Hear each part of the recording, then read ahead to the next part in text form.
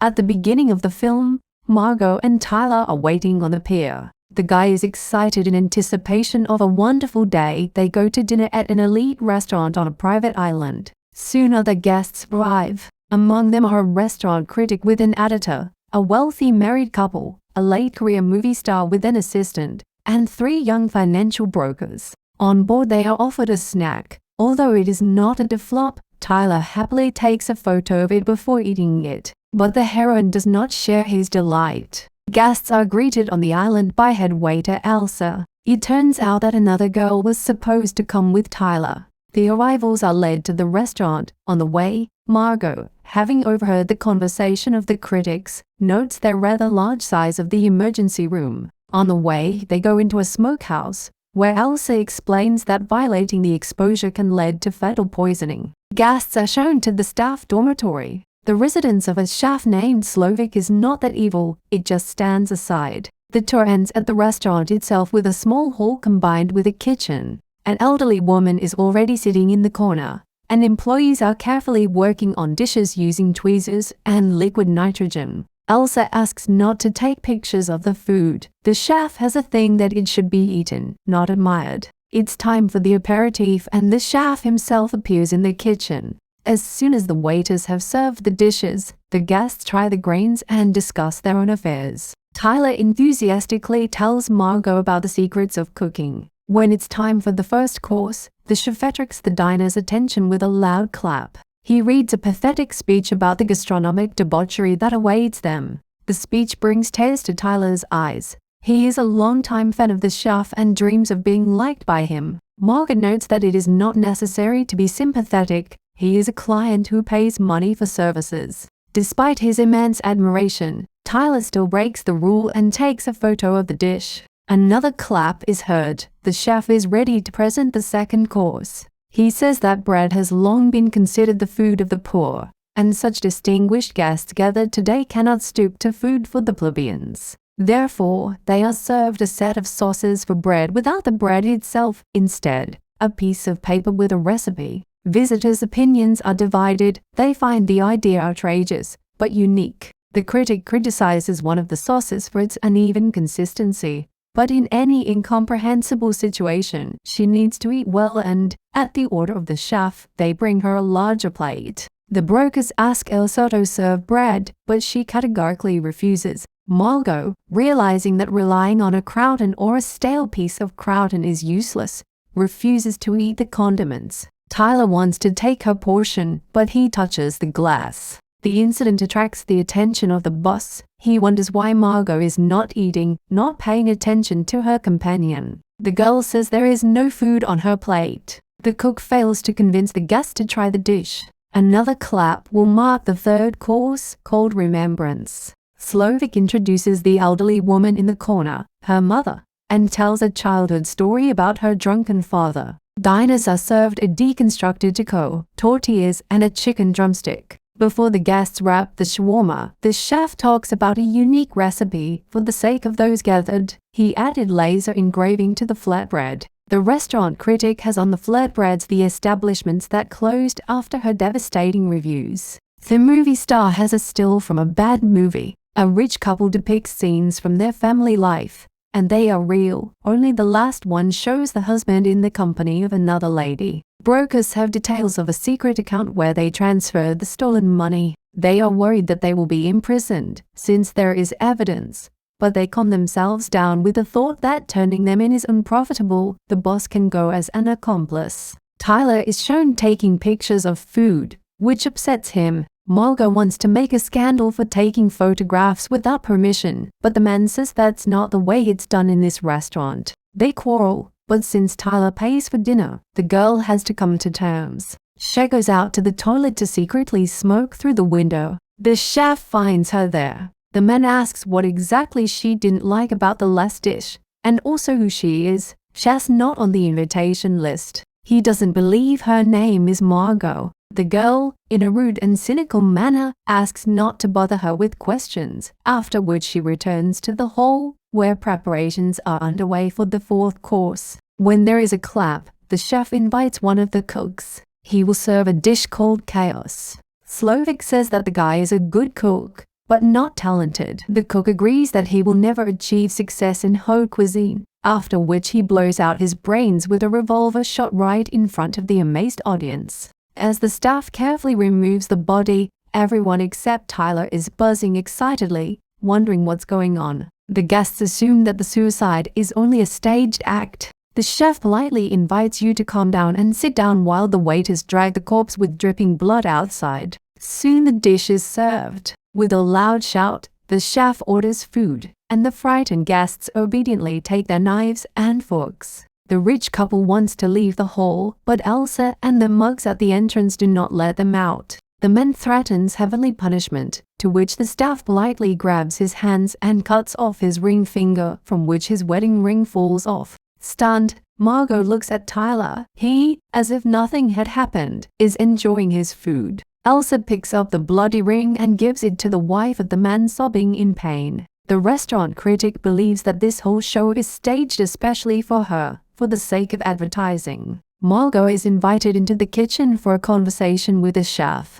He asks what her real name is, to customize the menu. He also admits that they will all die today, but allows her to choose who she is really with, the guests or the staff. When she returns to the table, dazed, Tyler's only concern is what's cooking. The broker tries to break out the window, but it is armored. Elsa calmly takes the chair and escorts the man to the table. With a clap, the chef offers the guests tea, in which Tyler smells the aroma of bergamot. The others are wondering what's going on. Slovak says that each of the guests has a lot of sins to their hearts. The critic, who was brought another bowl of sauce, destroyed the dreams of many cooks with devastating reviews. The rich couple dined at the restaurant 11 times, but they cannot name a single dish that was pompously served to them. This approach insults the artist. His masterpieces literally turn into crap, and people do not appreciate his work, reveling in their own elitism. To demonstrate how serious everything is, the chef gives the go-ahead and the show begins.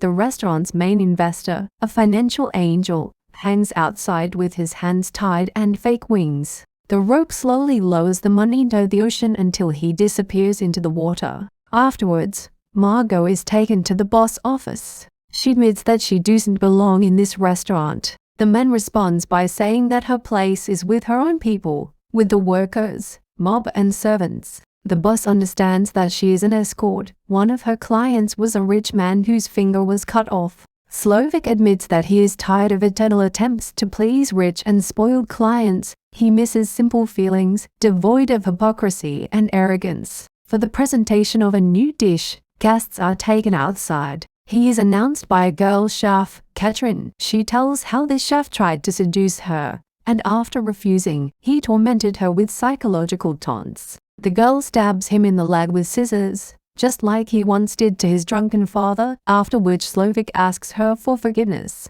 The crowd is told that the men have a chance to escape. They are given a head start before the gods give chase. When the men scatter, Catherine leads the women into the hall where the sixth course is served. After tasting it, the critic praises the food, bringing the cook to tears. Praise once meant a lot to her. A rich woman asks Margot if she knows his husband, and she sees no point in denying it. Catherine admits that they really will all die today. This is the completion of a conceptual menu from culinary geniuses. The critic invites Catherine to help open her own restaurant, but when he finds out that it was she who came up with the idea to kill everyone, he is disappointed and opens a bottle of wine to fill the bowls. The men are caught one by one, even those who have made it to the boat on the shore. The last one, the actor hiding in the chicken coop, is given a special treat as the winner, after which everyone is returned to the restaurant, interrupting the women's get-togethers. Only Tyler is more puzzled not by the situation, but by what was served.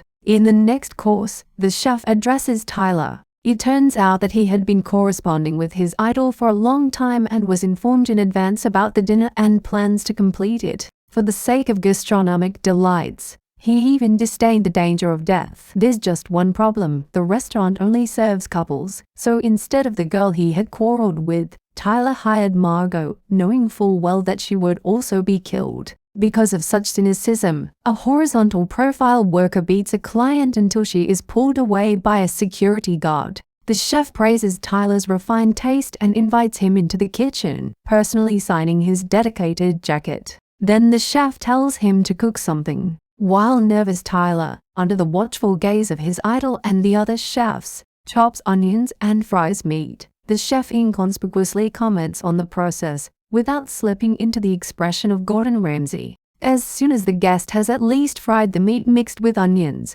the chef tries it and demotes Tyler from gourmet to rump. Everything is so bad. He expresses that the ability to eat well does not automatically mean the ability to cook well, then whispers something in your ear. Upset, Tyler takes off his jacket and goes into the kitchen. Having apologized to the guests for this impromptu, the chef takes Margot aside and asks to bring a barrel from the smokehouse needed for dessert. Elsa should have done this, but she forgot. As she leaves, the girl notices Tyler swinging in a hinge behind the slightly open door. He has carried out the last order of the chef. As she leaves, the movie star wonders why he's here. Slovik says that one day, on Sunday, his only day off, he went to the cinema to see his film and was left terribly disappointed. Because the actor forgot about his calling and starred in Slag, his life will end today. After finding a barrel and a knife in the smokehouse, Margot sneaks into the chef's house nearby. But instead of living quarters, there is another restaurant there. The girl tries to open the secret door, which Elsa catches her doing. The head waiter is offended that the chef called the guest one of them, a simple service industry worker, and also put her in a bad light. The chef didn't tell her anything about the barrel. A fight breaks out between them, which, not without difficulty, Margot wins. She sticks a knife into Elsa's throat, causing her to die a little. Taking the key from her, the girl unlocks the door behind which is the living room. On the walls hang photographs reflecting Slovik's path to success, from a simple fast food worker to a recognized culinary genius. And on the shelf, Margot notices a walkie-talkie. At the restaurant, the staff is wishing one of the brokers a happy birthday when Margot, in a bloody dress, rolls a barrel. The chief demonstrates his acquired tolerance for fire when a Coast Guard boat appears outside the window. Slovik orders the room to be cleaned so that nothing reveals the essence of what is happening, and warns the guests that trying to tell the officer something will result in another death. When the officer asks who made the distress signal, everyone is silent. Having recognized the movie star, the man admits that he is a big fan of his work. The boss offers to take an autograph, but the actor writes "Save us" on the sheet of paper. After reading the note, the officer pulls out a gun and tells everyone to raise their hands. Emboldened, the visitors admit that they want to kill them, but all this turns out to be a planned staging. The gun is just a dummy lighter, and the officer is a cook in disguise. The boss reprimands Margot for trying to avoid her said fate, forcing her to accept the inevitable. As the chefs prepare the last course, the chess queen comes up with a gambit. She stands up and claps her hands like a boss, getting his attention. Margot says that she didn't like the food and wants it back, and also criticizes all the chef's dishes and the pretentious manner of serving, which is why she is still hungry. A man whose food has been admired in recent years asks what she wants to try. She chooses a regular cheeseburger, the kind Slovik once started his career with. The chef personally prepares a burger for the heroine, smiling in the process from a long-forgotten feeling of job satisfaction. However, when he serves it in person, Margot only takes one bite before asking to wrap the cheeseburger to go. A smile appears on the boss' face and he asks to wait a minute. Having packed the order, he gives it to the heroine and thanks her for the visit. Leaving town, the girl takes the package and leaves, throwing a parting glance at the doomed bourgeoisie. After she's gone, the staff is preparing for the last course, pouring sauces and dressing up guests in marshmallow costumes, which American children roast over a fire. For the chef, this is the quintessence of bad taste in cooking, which the Yankees associate with childhood and innocence. Therefore, he makes the final fire. He carries hot coal in his hand to the center of the hall, where he sets fire to the combustible mixture. The cooks turn on the gas on the stoves and wait for the fire to engulf the entire restaurant. Margot, who has set sail on the boat, looks from afar at the conflagration in the night. She eats a cheeseburger, wiping her lips on a printed copy of the menu, the ingredients for the final dish of which include the guests.